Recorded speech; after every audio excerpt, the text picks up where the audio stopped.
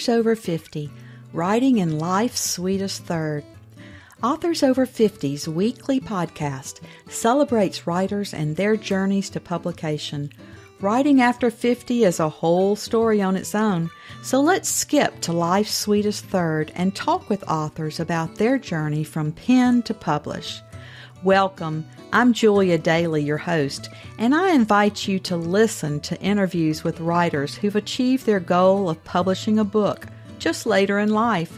We've seen award lists for under 30 or under 40, but I've yet to see lists for those who've achieved a significant milestone of their own, launching a new career and publishing their first book after the age of 50. We will hear about these authors' inspirations, struggles, strategies, and the smell of that first book. These writers' journeys inspire me because I'm one of them. Welcome, authors and readers. Before our interview today, I'd like you to hear from a very talented team of cover designers. If you are creating a new book, check them out. After untold hours and thousands of words, your book deserves a cover that's better than a generic font tacked onto a bland stock image. Brett Grimes and Joshua Unruh are marketing professionals with decades of experience in giving products unique looks and voices. They understand that to get someone to check out your book, you need marketing that tells a story about your story. Visit brettgrimes.com/over50 today for the cover your story deserves. That's brettgrimes.com/OVER50. Don't let your book get lost on the shelf. My guest today is a reformed lawyer who runs his boutique headhunting firm in Calgary and Vancouver, Canada.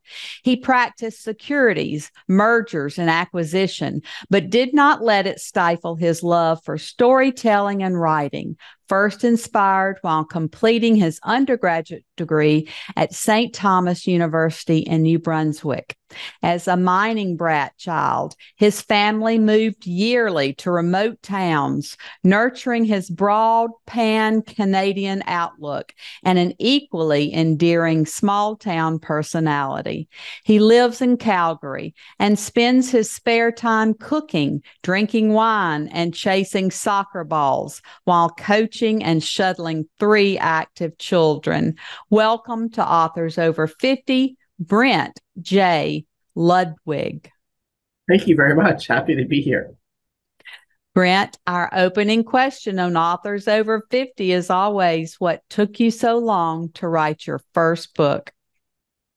Yeah, I guess maybe I wrote it while I was just under 50, but it took me a while to figure out the ins and outs of the publishing world and the hybrid world, which has evolved to help authors who haven't managed to attract the attention of one of the big 6 or the agents that are necessary to get you in those doors. And so I dusted it off after writing it around 2012, finishing it up, dusted it off during COVID, and now post 50, finally have a published book. Well, how did you proceed after you polished that manuscript? Did you search for an agent, or did you decide to use a hybrid, a small press, or did you self-publish? So in 2012, I definitely searched for an agent.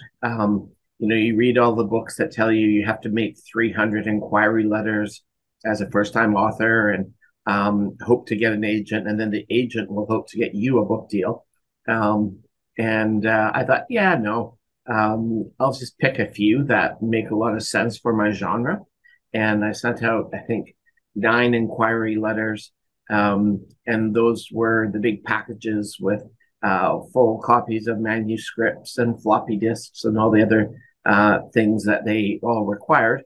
And it was a don't call us, we'll call you kind of thing. And if you don't hear back from anybody, then it's just this big black hole. So I was a little bit disconsolate after that. Thought the book was ready, had it professionally edited. Then I heard during COVID about the hybrid industry, approached three or four credible ones that I thought made some level of sense, and went with a Texas-based hybrid publisher named Greenleaf out of Austin, Texas.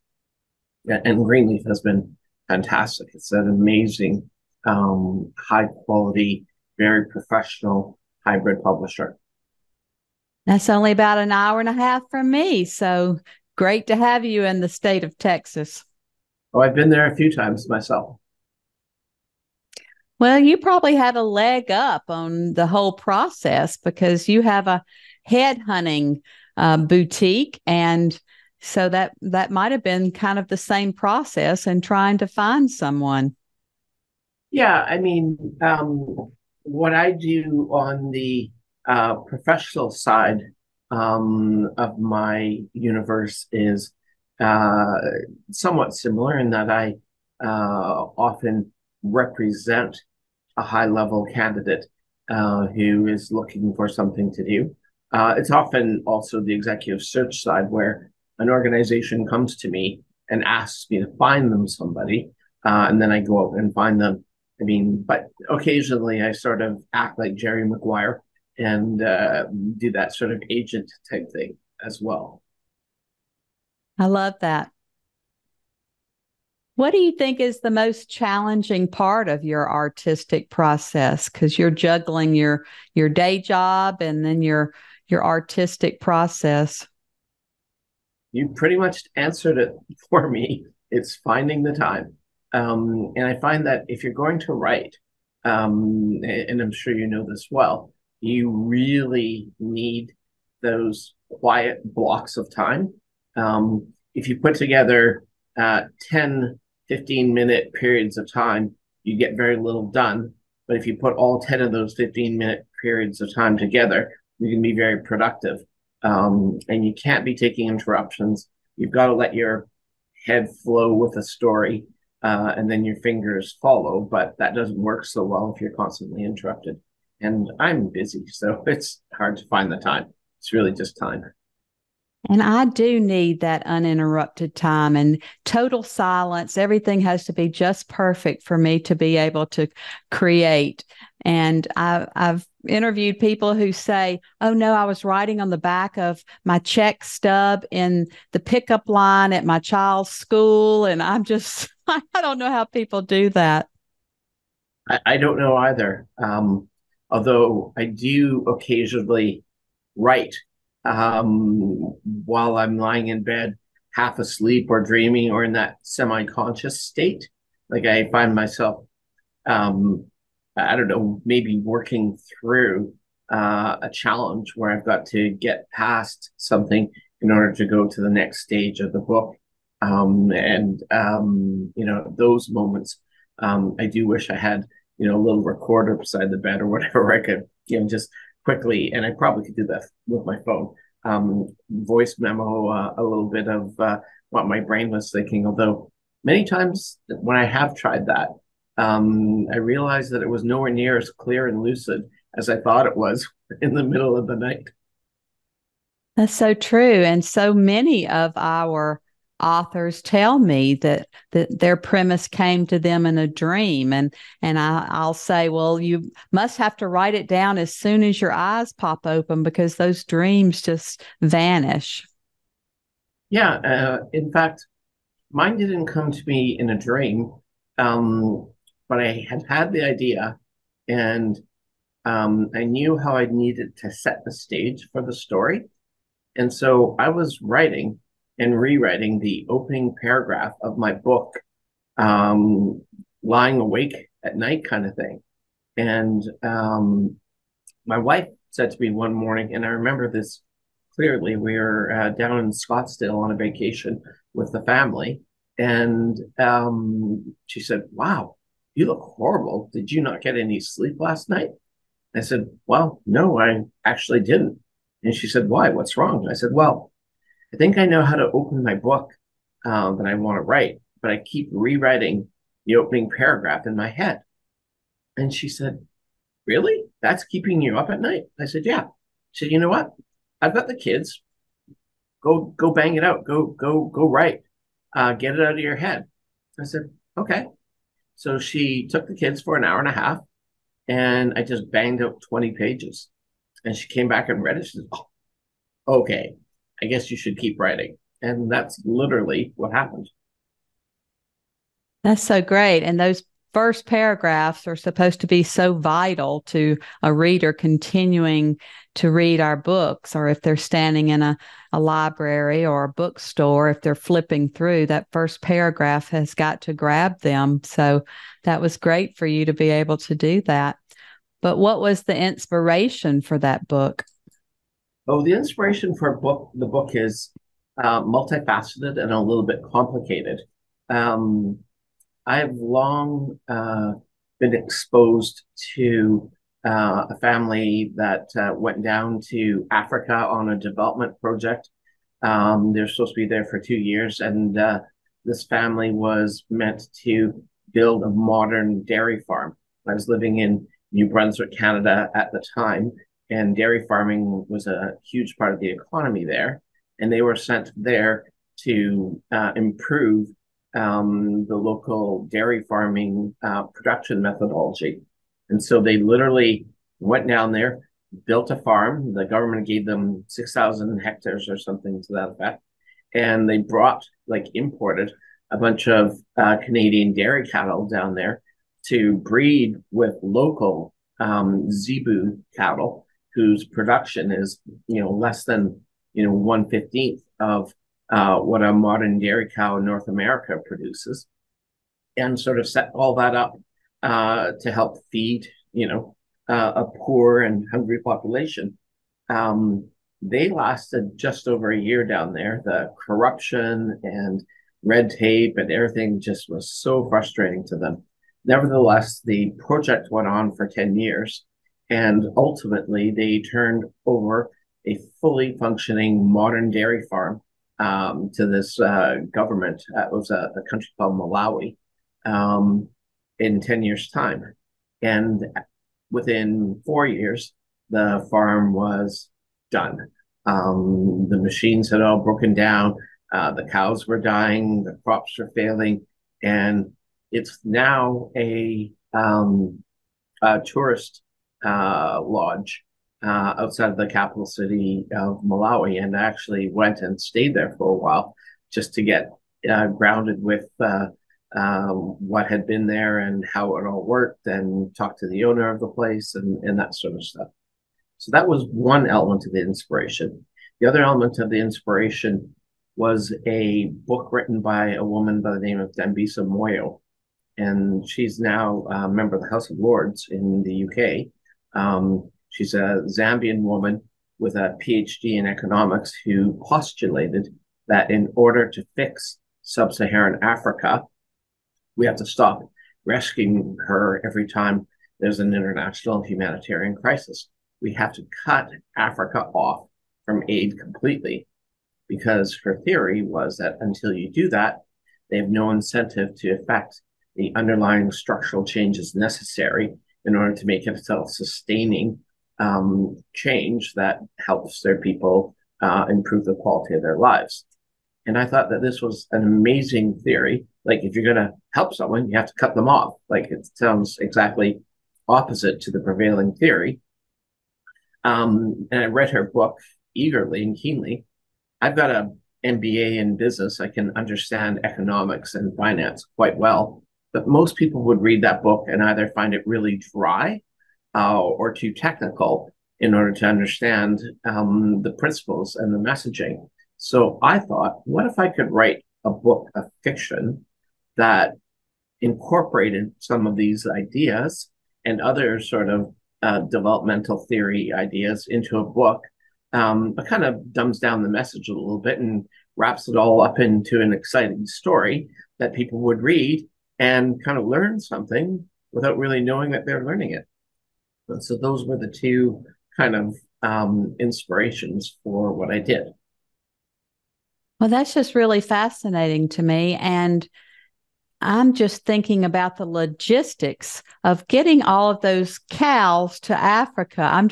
I live in a place where there's a lot of livestock, and I see these trailers passing by with the livestock, and I just can't imagine sending a herd down to Africa. Pretty much they had to, right? Ocean liners, like with agricultural sort of uh, focused sea can containers and stuff, and water and cleaning out the bins and all that sort of stuff over like a month and a half journey kind of thing. Wow, that's going to be a fascinating read. Tell us more about your publishing journey. What challenges that you had? I know that so many of us, publicity is a huge challenge. Have you found anything that's worked for you or didn't work? And post publication, what have you been doing to promote the book? So my whole theory with this book was that I was going to do anything and everything that I could to try to give it the best chance of success. As you well know, nobody is ever going to guarantee you a bestseller, no matter what you do in order to, and I guess even a big publishing house wouldn't do that either, because not everything that they touch turns into an international bestseller either. I have done multiple things. I've got a social media person. I don't really know how she would refer to herself, guru. Publicist or mm-hmm. Not really. It purely focuses on regular postings on social media and building audiences and creating a community around me as an author. I've hired a publicity firm, also out of Texas, PR by the Books, and they promoted the book over the usual channels, including to people like yourself who grad authors interviews. I'm starting a social media influencer campaign, which kind of is a new level, more cutting edge as far as compared to the traditional PR route way of promoting a book. Built up my website. I try to blog as regularly as I can so that I have SEO searchability. And we'll see. It's a little bit, disappointing just in the overall sort of reach that it's had. And I'm not saying that it's a failure, and I'm by no means giving up. Like, it did hit #1 in its category on Amazon and things like that.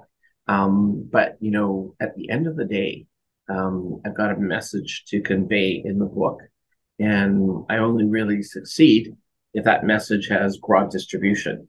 It's like the old adage: if a tree falls in the woods and nobody hears it, does it really make a sound?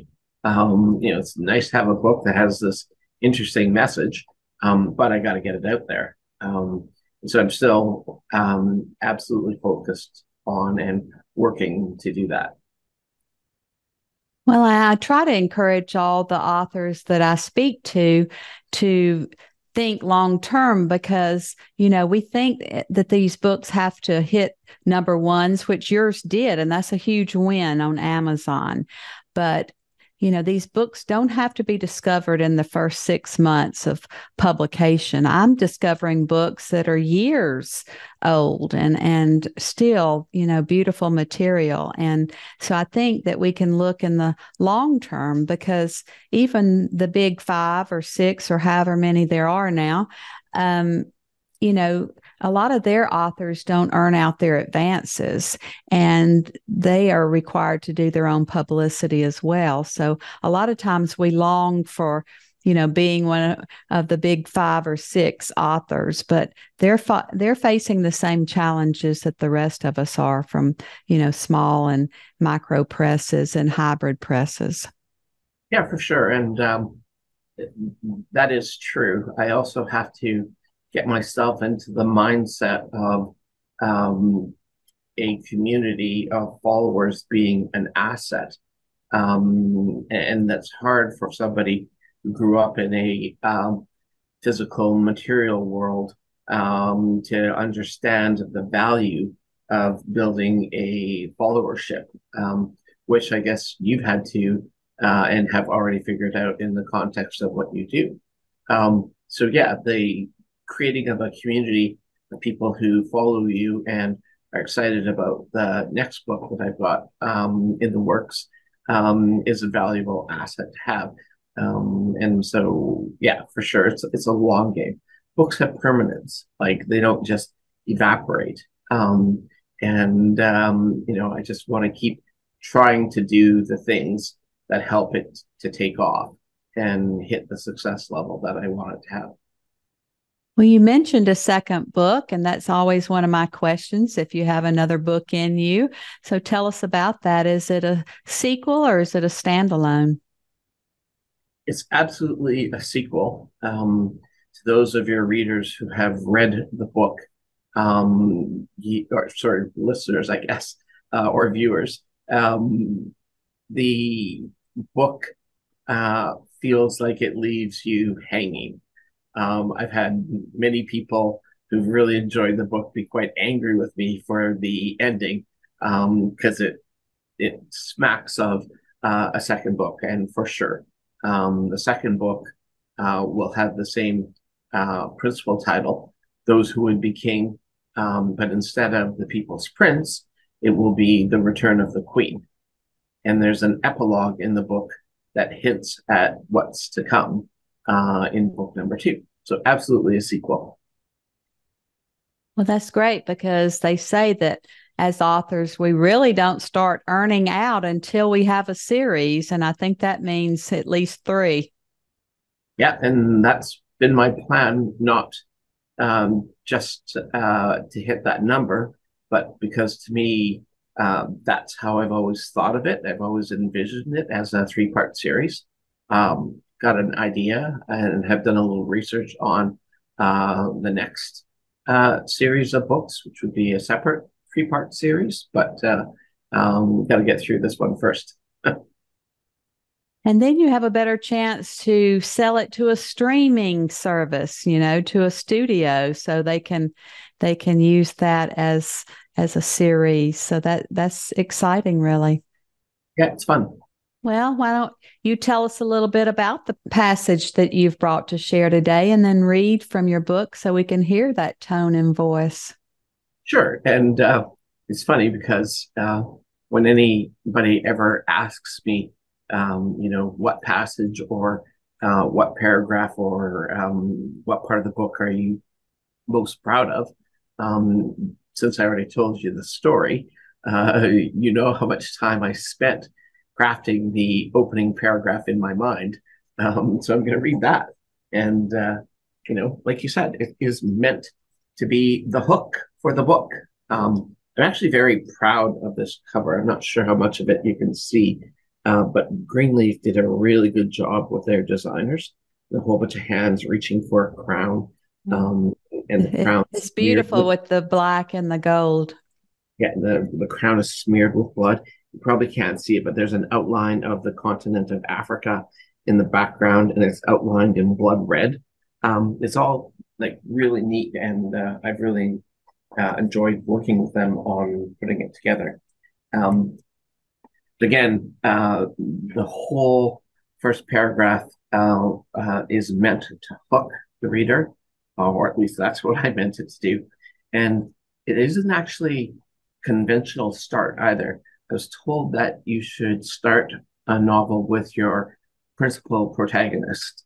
And my principal protagonist isn't even in this scene. This is a prologue, which is a necessary part of the story to set the stage for what happens later. And so it involves a doctor who's meant to be delivering the royal baby, but he's just had some really bad news. This is 1990, and he's just been diagnosed with AIDS. And so he is in no mood to be answering his pager, and he's sitting at a bar drinking. And here it goes. So this is in Malaisiland, Central Africa, in May of 1990. The condensation from the doctor's fifth double scotch on the rocks formed intersecting circles on the polished mahogany bar. Though many aficionados would disdain the use of ice in so fine a liquor, the doctor didn't need to add to the already turgid heat and humidity with the fire of the rare beverage. Ice moderated the burn and made his objective of rapidly ingesting copious amounts that much more attainable. The middle-aged man's tolerance for drink was slight. He hadn't consumed more than one alcoholic beverage in a sitting in over a dozen years. This day in the life of Dr. Nakota Kabanga was far from normal. The gods had signed his death warrant. That is meant to hook you. And I can go on if you'd like. I don't know how long you want me to keep reading, or... Yeah, read a few more paragraphs. Sure. A lustrous, high-gloss, long-case grandfather clock, said to have been made by the ancient British timepiece master Francis Percival, stood stoically on watch from the corner of the lounge. No one remembered when it last worked, not even Freddie, who, since getting the bartending job as a boy 35 years ago, had not missed so much as an hour's work, though he did take half a day off for his mama's funeral. Whether the clock no longer functioned, or whether it simply had not been wound, the fact that it did not keep time seemed appropriate in a locale where people's daily lives were only loosely structured upon the Earth's rotations as it trekked around the sun. Other than Freddie, the doctor was the only black man in the bar. Typically, the sole patrons of so lofty an establishment, located in the finest hotel in the country, the Venerable Marlowe, were white tourists. Their currencies, rocks of stability when compared to an average daily 100% inflation, stretched a long, long way. Dr. Kabanga didn't consider himself to be a run-of-the-mill doctor, though, in a land where physicians fared little better than their patients economically. King Mabanda appointed Dr. Kabanga as the royal physician 10 years ago, and the good doctor has served this role faithfully and diligently until this very day.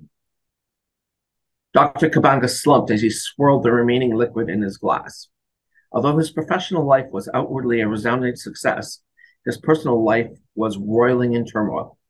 Most of his every waking hour was given to the service of his master, King Mabanda, now benevolent life leader of all Malaisiland.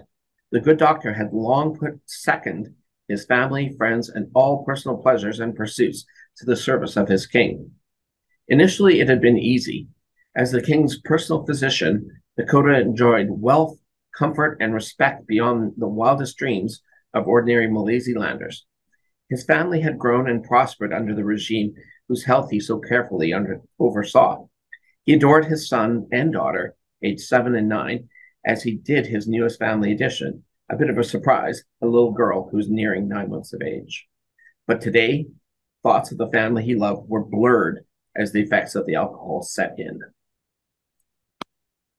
Well, you certainly hooked us. That's a lovely passage, and your descriptions are so beautiful. It's very literary, but very easy to digest at the same time. Yeah, that's really the balance I was trying to get at. I mean, I wanted something that painted a picture and was quite descriptive, but wasn't so convolutedly constructed as to be difficult reading, per se. It is meant to be a work of fiction, and it's meant to have broad popular appeal. So, was there anything that you edited out of the book? So, the characters in the book are either really good or really bad. And I painted the king and his son in particular as being absolutely corrupted by wealth, corrupted by power, just absolutely heinous people. And I did have to tone it down a bit on the sensitivity scale, but not too much. I think that, most publishers want to make sure that they're not whitewashing an author's novel. They want it to be true to the descriptions and the characters that the author wanted to portray. But I probably did tone it down a bit, but not to the point where I'm unhappy with it. I think they're still really bad people, and I wanted them to look really bad. And that would be about it, really. What about your family? What do they think of you as having this career as a writer? I think that they just sort of say, yeah, whatever. Like, I don't think I have teenage kids, right? Age 12, 14, and 16. And to them, I'm their dad. They don't see me as, anything other than that. I'm their dad who happened to write a book. Sometimes when their friends or their teachers get really excited about it, they're like, huh? Like, this is my dad, like, whatever. He wrote a book, big deal. Anybody can write a book, kind of. This kind of the teenage attitude. Well, they'll be more excited if Daddy's taking them to the red carpet when his movie premieres. Yeah, that's true, right? Then they're like, okay, now this is real. For now, they're just like, yeah, whatever. And it's such a legacy to leave to your family because, we're out there forever. And that's what I tell my children is they can tune in long after I'm gone and see my face on these interviews or read my books or see them in the libraries. And I love that we're leaving a legacy for our children. And one of my teenage grandchildren picked one of my books to be her read for a high school reading project. And she said, not everybody's grandmother writes a book. So I said, well, my legacy is complete. It's all very true. As I said earlier, books have permanence. And no one can take that away. They'll always be out there. Well, Brent, as always, our last interview question is our writers over 50 are quite a unique group. Do you have any advice for writers 50 and above?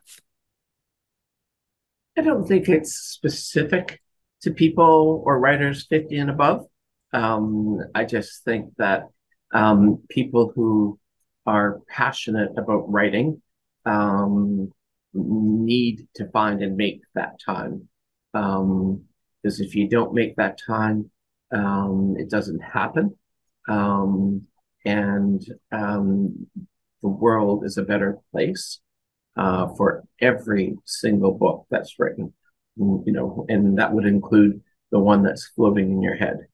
So find that time, make that time, and leave that legacy. That's great advice today. And we're just so happy that you came in, zoomed in all the way from Canada to be with us, and happy to say that now we can count you among our authors over 50. Well, thank you so much for having me. It's been a pleasure. Thank you for joining us today. Please look for Authors Over 50 every Thursday when we will have conversations with accomplished debut novelists over the age of 50. Please subscribe and share with a friend. And check out my own publication journey after 50 at www.juliadaily, that's DAILY, like dailynewspaper.com. Until next time, keep reading and writing. And remember, it's never too late to fulfill a dream in life's sweetest third.